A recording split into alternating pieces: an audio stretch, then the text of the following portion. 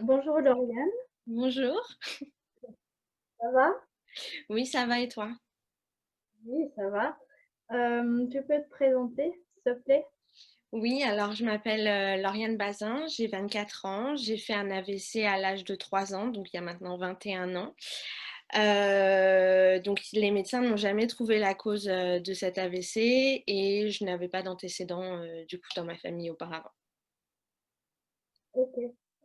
Euh, T'habites où? J'habite à Paris, dans le 92. Oh, ok. La date de l'AVC? C'était le 6 mai 1999, donc j'avais précisément 3 ans et 7 mois.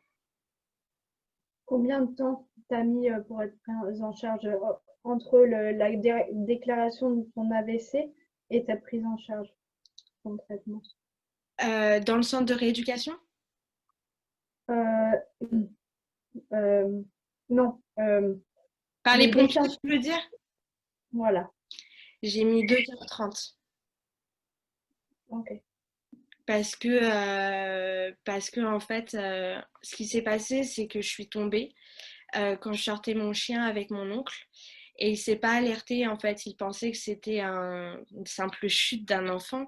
Du coup, il m'a ramenée à la maison, il m'a posée sur le canapé, ça allait toujours pas. Il m'a laissé dormir et c'est simplement au bout de 2h30 qu'il a appelé les secours. Et bah, c'était une prise en charge tardive, trop tardive pour le coup. Bah, déjà, est-ce que tu as eu un AVC hémorragique ou ischémique? Ischémique. Les pompiers, ils t'ont administré le traitement adéquat pour ça?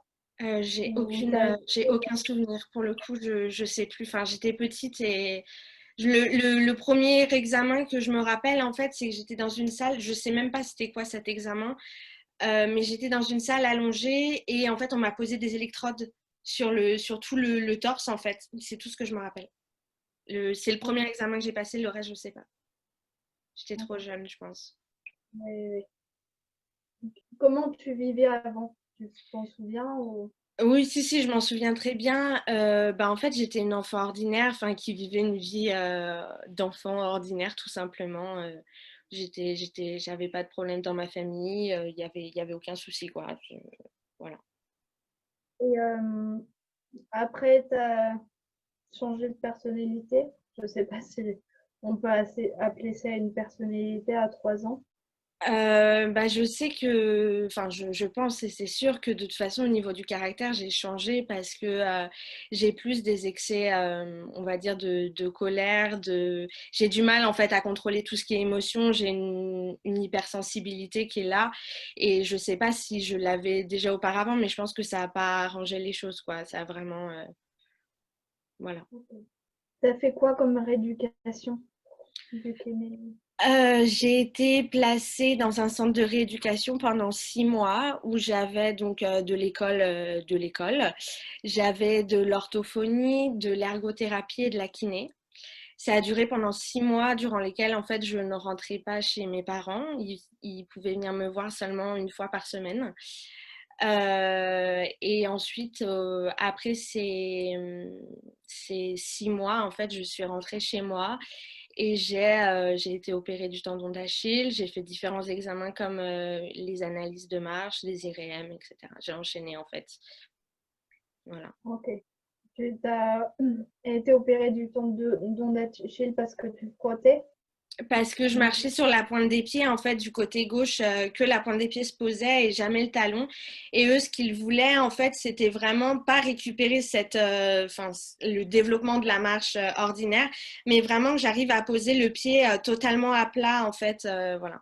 Et ça a pas forcément bien fonctionné au final parce que lors de l'opération, j'étais hyper stressée et ils n'ont pas réussi à faire en fait tout ce qu'ils voulaient faire et il aurait fallu que je me fasse réopérer une deuxième fois, mais j'ai refusé. Pourquoi tu as refusé? Parce que c'est une opération très lourde. Il y a 2 mois après de convalescence, on va dire ça comme ça, on a une attelle qui monte bah, jusqu'en haut de la hanche. Et bah, vu mon âge, en fait, plus l'école, etc., c'est pas vraiment adapté. c'est pas pratique, quoi. Donc, j'ai pas voulu recommencer, sachant qu'en plus, je sais très bien que je suis quelqu'un de très stressé. J'aurais restressé pendant la seconde opération et ça aurait pas forcément eu les résultats qu'on voulait, quoi. Tu as été opéré en anesthésie générale ou Oui, locale? général. Et ça compte le stress en anesthésie générale? Bah, apparemment, parce qu'en fait, quand je me suis fait opérer et qu'ils sont venus ensuite dans enfin, que le médecin, le chirurgien est venu ensuite dans ma chambre, en fait, cette opération-là, il y a deux façons de la faire. C'est soit, en fait, on tire un peu sur le tendon pour qu'il s'étende, soit on va rajouter, en fait, un petit bout de plastique dans le tendon, donc carrément le sectionner et rajouter ensuite un petit bout de plastique. Eux, ils avaient opté pour un étirement du tendon et vu que j'étais déjà stressée, le tendon était déjà hyper contracté, donc ils n'ont pas pu tirer à fond comme ils le voulaient. Ok. Tu as toujours le côté gauche du paralysé, Oui, ok. toujours. Toujours, et je Et, continue les séances de kiné. J'en ai 2 par semaine chez un médecin libéral, enfin chez un kiné libéral, pardon. Mais je continue toujours. Toujours, toujours. Et pour le coup, je suis plutôt contente parce que j'ai changé il y a 2 ans. Et lui, avec sa rééducation, il arrive à faire disparaître ma boiterie. Donc, je ne boite plus. Du tout, du tout, du tout. Ouais. Donc, je suis super oui. contente et pour le coup, je suis bien tombée. Oh. Comment il l'a fait? En fait, il m'expliquait que c'était pas du tout de la kiné conventionnelle qu'il faisait. En fait, c'est une méthode suédoise qui consiste en fait à pincer le muscle pour détruire en fait la fibre musculaire et à ce moment-là récupérer du coup en extension et j'arrive à ne plus boiter du tout. C'est la technique qu'il Oh, fait sur moi pour la main ok. et pour la jambe du coup. Voilà. Euh, est-ce que tu as est-ce que tu as récupéré des muscles? Euh, Non, en fait, et- là, c'est personnel, il faudrait que je travaille moi dessus, il faudrait que je me remuscle totalement. Après, le souci, c'est que là, c'est de ma faute, avec la vie que je mène, j'ai pas forcément le temps. Là, je vais essayer de me reconcentrer dessus, mais vu que je fais déjà des grandes études qui me prennent énormément de temps, c'est vrai que j'ai pas le temps et j'ai laissé un peu de côté cette rééducation, malheureusement. Parce que vu qu'en fait je suis en droit, pour moi, en fait, le droit, c'est une forme, enfin, ça a été une forme de rééducation pour moi, dans le sens où quand je fais du droit, j'essaye de réparer l'injustice que j'ai vécue, même si ça ne me concerne pas moi directement. C'est le regret que j'ai aujourd'hui, en fait. Je me dis, j'aurais peut-être pas dû me mettre dans ce cercle vicieux, on va dire, de trouver une rééducation dans un autre domaine, plus me concentrer sur moi-même. Bah, tu peux changer, hein. Oui, oui, bah, c'est ce que je compte faire justement, mais c'est ce que je compte faire cette année. Je vais avoir une année un peu plus lâche, donc je vais le faire. Moi, depuis hier, j'ai reçu mon planning. Aujourd'hui, ça m'a changé la vie. Euh, Parce que j'ai un trouble de la concentration et de l'attention.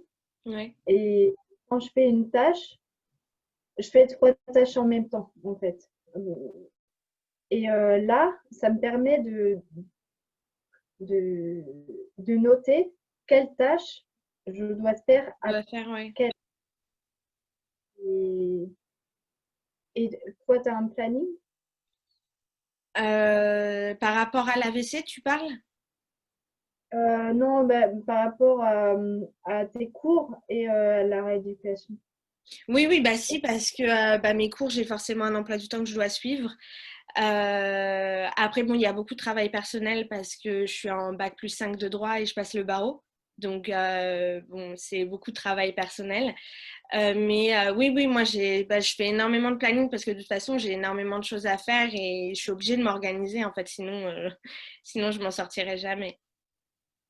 Et j'essaye toujours de me concentrer, enfin de garder un petit laps de temps dans la journée pour travailler ma main ou ma jambe. Mais c'est vrai que je devrais accorder un peu plus de temps que je le fais déjà. C'est ce que je compte faire, hein.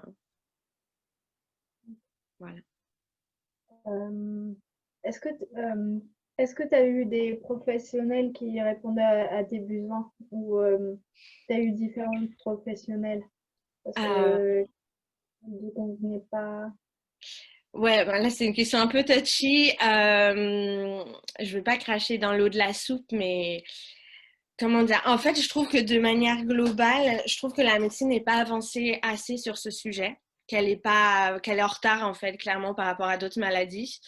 Bon après, voilà, je crache pas du tout dedans, mais c'est vrai que j'ai toujours eu de très bons professionnels, enfin de très bons médecins professionnellement parlant, dans le sens où bah c'était oui ils étaient spécialisés dans ça, ils étaient spécialisés, c'était leur spécialisation. Le seul souci maintenant que je regrette, c'est que en raison en fait du retard que la médecine rencontre aujourd'hui, il y a des fois où ils m'ont pas comprise, où ils n'ont pas voulu me comprendre parce que j'étais une enfant, donc ils me prenaient pas au sérieux. Je pense notamment au fait qu'en fait, une fois que je suis sortie du centre de rééducation, j'avais l'obligation de porter 2 attelles de jour et de nuit. Et en fait, j'arrêtais pas de leur dire que celle de la jambe, je ne la supportais pas parce que ça me brûlait en fait toute la voûte plantaire. Et eux, au lieu de chercher la cause de cette sensation de brûlure, etc., en fait, ils me traitaient de menteuse. Ils me disaient que c'était parce que je ne voulais pas les porter, que c'était une excuse. Et moi, en tant qu'enfant, ça m'a énormément bah, fait du mal, quoi. Et je sais qu'à mon dernier rendez-vous à ce centre-là, parce qu'il était spécialisé dans la rééducation d'enfants, donc à mes 18 ans, ça a été terminé ce service parce que bah, je passais au niveau adulte. Ils m'ont pris à part par rapport à mes parents. Déjà, ils m'ont isolé de mes parents et en fait, ils se sont excusés.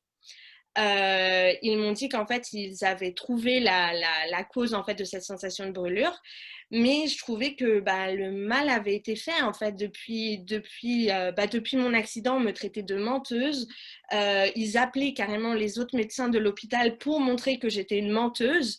Alors que bah, au final, je n'étais pas du tout une menteuse et c'est seulement des années plus tard qu'ils se sont excusés, qu'ils ont trouvé la cause, quoi. Après, À tu as commencé à être traitée de menteuse. À ouais. quel âge? Oh, À quel âge?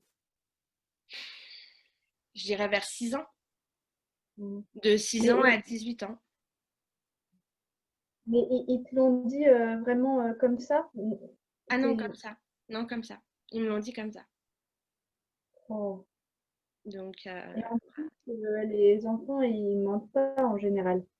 bah oui, non, en règle générale, on ment pas. Après, c'est vrai que ça me faisait pas plaisir de les porter, les attelles, mais j'avais vraiment cette sensation de brûlure, comme si je marchais sur du charbon brûlant, et c'était vrai. C'est vrai que c'était pas agréable de les porter et que j'aurais pu trouver une excuse, c'est vrai, mais pas du tout, Oui. pour le coup, pas du tout. Ok. Et c'est quoi la cause de tes brûlures? En gros, c'est quand le pied en fait est mis à 90 degrés, donc comme ça, en fait, les muscles, enfin, les muscles qui sont sous le pied tirent sur les muscles qui sont le long de la jambe, et ce qui fait qu'en fait, ils sont tendus comme s'ils allaient se casser, et c'est ça qui crée la douleur. Ok. C'est une douleur Euh, musculaire en fait. euh, ils t'ont opéré de ça? Non. Non, parce que c'est normal en fait. Vu qu'il est tout le temps tiré en pression, enfin que j'ai très peu de mouvements, que je peux pas de temps en temps en fait soulager. Ils m'ont dit c'est tout à fait normal, c'est le corps qui entre guillemets se défend quoi. Et c'est comme ça. Ok. Et tu ne peux pas faire de sport Si, moi je fais du sport, mais pour relâcher ça, enfin détendre un peu le. non, mon kiné, il m'a juste, parce que je lui en ai parlé de temps en temps, en fait, quand je marche beaucoup, beaucoup, beaucoup, j'ai mal, j'ai cette sensation-là qui revient en fait, et c'est impossible de marcher. Après, je peux plus, il faut que je m'arrête, et pendant 2 jours, il faut pas que je marche. Et lui, en fait, il m'a donné une solution, en fait, c'est de prendre une balle de tennis, de la mettre sous le pied et de faire rouler le pied. Et ça, du coup, ça casse les fibres musculaires et ça fait du bien. Voilà. Au début, quand tu avais 3 ans, qu'est-ce qu'ils t'ont dit? Tu récupéreras pas ta main. Il y a un espoir que tu récupères ta main ou tu récupéreras pas ta parole, totalement ta parole. Alors, ils ont été très défaitistes. Ils m'ont dit que je ne remarcherais plus jamais, que la main, fallait pas compter dessus, clairement. Que le langage, il y avait des chances, mais bon, voilà. Que l'équilibre, fallait oublier. Et en plus, vu que j'étais petite, il fallait penser à la scolarité qui allait suivre derrière. Ils m'ont préconisé donc des classes SECPA. Donc, c'est des classes pour vraiment des gens qui ont des retards en fait, mentaux, physiques, etc., de grosses difficultés.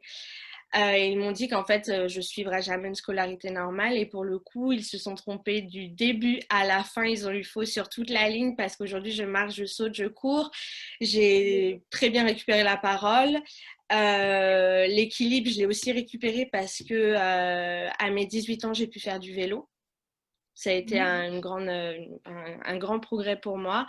Et au niveau scolaire, en fait, moi, j'ai suivi une scolarité tout à fait normale dans des écoles publiques. Et aujourd'hui, je suis en bac+5 de droit, en droit des affaires, et je passe le barreau. Donc, rien n'est impossible pour le coup. Bravo. Mm, Merci. bravo. Mais ce que je comprends pas, c'est que les médecins, euh, ils se trompent souvent pour, Mm. bah, comme par exemple pour les AVC. Et je comprends pas que, qu'ils revoient pas leur façon de penser. Euh, et qu'ils revoient pas aussi la façon de dire les choses, peut-être avec un peu plus de Mm. tact, un peu plus d'espoir, parce que avoir une mentalité basse, ça, bah, ça fait moins progresser, tu comprends, Ouais, qu'avoir une mentalité positive. je vois après, ça, c'est un sujet de discussion que j'ai beaucoup avec mon kiné que je vois donc 2 fois par semaine. Et en fait, il me disait que il y a beaucoup de médecins en fait qui sont entre guillemets de l'ancienne école où on leur a vraiment appris les choses et eux, ils sont vraiment, ils restent dans ce qu'ils ont appris, quoi, un peu comme à l'école et ils veulent pas du tout se remettre en question. Maintenant, il m'a dit que les mentalités commençaient à changer. Et moi, je l'ai vu parce que j'ai vu des médecins plus jeunes qui m'ont dit, bah, écoutez, oui, il y a de l'espoir. Si vraiment vous mettez à travailler, vous pouvez récupérer. Chose qu'avant, on ne m'aurait jamais dit. Et en fait, c'est les mentalités qui changent. Et après, oui, changer la manière dont ils parlent, je suis d'accord, mais c'est vrai que tout le monde n'est pas combattant et que je pense que les gens qui n'ont pas cette force et ce courage de se battre, ça serait leur donner de faux espoirs et peut-être que eux justement se reposeraient sur leurs acquis en se disant bah peut-être qu'un jour ça reviendra et puis bah j'attends alors que bah finalement c'est pas en attendant, c'est vraiment en faisant des efforts et en se dépassant en permanence qu'on progresse. Donc je pense que c'est pour ne pas faire de faux espoirs quoi. Je pense que c'est ça la raison. Oui. Parce que quand on est positif, quand on a un peu d'espoir, par exemple, le médecin, il pourrait dire, je ne peux rien vous promettre, mais quand vous, quand vous avez un esprit, une mentalité Mm. positive, et si vous vous mettez à l'action, vous pourrez plus progresser que si vous avez une mentalité négative, Ouais, mais tu vois. ça, je pense qu'ils peuvent pas le dire. Ils peuvent pas dire, bah vous êtes faible. Enfin, ça reste dur, tu vois, à dire, bah toi, t'as l'air pas très motivé, donc toi, c'est mort. Et Non, non, mais laisser un espoir ouais, pour je vois. Mm. que la personne elle se dise ok, bah, je mets mes mètres et Mm. je peux peut-être récupérer la main. Ouais, c'est vrai. Ouais. Est-ce que tu pourrais montrer des exercices qui sont fait faire et Ouais, par ouais, contre, je vais le montrer avec la main qu'il n'y a pas de problème parce que la gauche, je vais jamais m'en sortir. Celui que j'en fais 2 actuellement. En fait, il y a le relevé de poignet que j'essaye d'en mhm, faire. Ça, j'en fais à peu près 30 par jour. J'essaye, du moins. Et sinon, il y a ce mouvement-là, mais alors il faut que je me décale. En fait, c'est donc être comme ça, relever, tourner et ouvrir. Ah, Voilà. ok. Et revenir et rebaisser. C'est les deux que je fais, que mon kiné m'a demandé de le faire et que j'essaye de faire. Ok. Voilà. Tu y arrives un peu? Tu vois des améliorations? Oui, pour le coup, bah, le relevé de poignet, maintenant, ça va très bien. J'y arrive bien, vraiment bien. Et par contre, ce mouvement-là, en fait, vu que ça nécessite à la fois de relever de poignet, de tourner, d'ouvrir, ça demande beaucoup plus de temps. Et celui-là, je viens de le commencer, donc du coup, il est beaucoup plus difficile à effectuer pour le moment, mais je pense que ça va venir au fur et à mesure. Oui, c'est sûr. Voilà. Après ton AVC, est-ce que tu as appris des choses que les gens qui n'ont pas fait un traumatisme ne connaissent pas? Et qu'est-ce Euh, que tu as appris sur la vie? oula. Oui. Moi, je dirais que l'AVC, il m'a appris beaucoup de choses, mais pas forcément de bonnes choses. Il m'a quand même beaucoup marqué. Je pense qu'il m'a appris le courage et la détermination.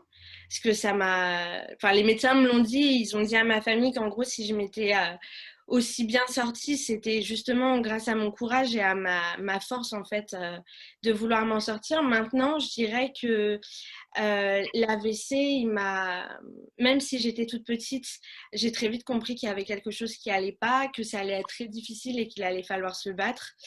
Mais je dirais que l'AVC m'a fait perdre cette innocence qu'ont les enfants.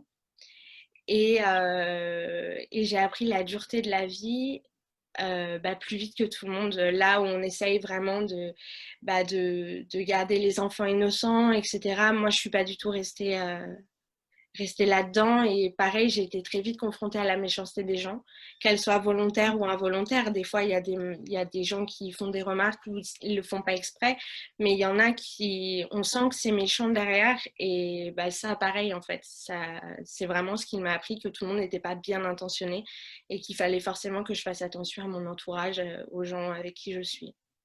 Oui. Avant-dernière question, est-ce que tu peux passer un message positif à ceux qui nous regardent? Un message positif. Moi, je dirais qu'il faut se battre et il y a une citation que j'aime bien, que j'aime bien. Après, elle marche si on est croyant ou pas. Et cette citation, elle dit qu'en fait, Dieu donne ses plus durs combats à ses plus forts soldats et que les batailles de la vie sont pas gagnées par les plus rapides, mais par ceux qui n'abandonnent jamais. Voilà. Je trouve qu'elle m'inspire et qu'elle résume bien la situation. Contente de parler avec toi, Bah d'avoir oui, moi parlé avec aussi, ça m'a fait plaisir. Ouais, bonne journée. Bonne journée. À plus.